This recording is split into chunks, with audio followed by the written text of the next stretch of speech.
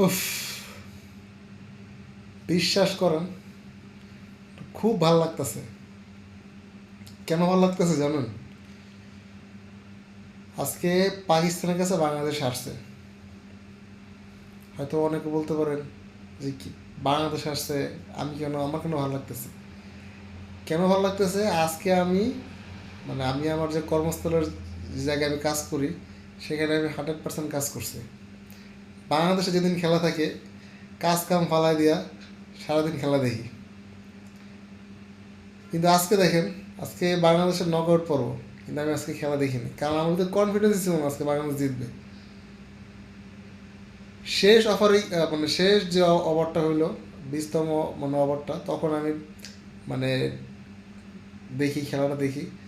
আমার কাছে তখন ভালো লাগছে যে না, আজকে আমি আমার কাজরে 100% গুরুত্ব দিয়ে আজকে আমি কাজ করছি, কিন্তু আজকে বাংলাদেশে খেলা দেখিনি। কারণ বাংলাদেশে খেলা দেখলে বুকটা ফাইটা দিত, অনেকের মতো আমার হার্ট অ্যাটাক হইতো।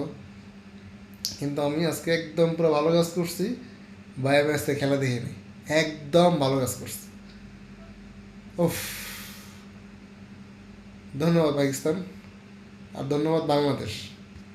তোমরা আরো এগিয়ে যাও। হ্যাঁ, এই 15 কোটি মানুষের স্বপ্ন নিয়ে তোমরা সিনেমিনে খেলতেছো। আগেও তোমরা খেলছো, আগেও তোমাদের বড় ভাই ব্রাদাররা তারাও খেলে গেছে। তোমরা এখন যারা আছো তারাও খেলবা, ভবিষ্যতে ইন ফিউচারে যারা আসবে তারাও খেলবা, তারাও খেলবে। হ্যাঁ, পারো ভাই তোমরা, কিচ্ছু বলার নাই।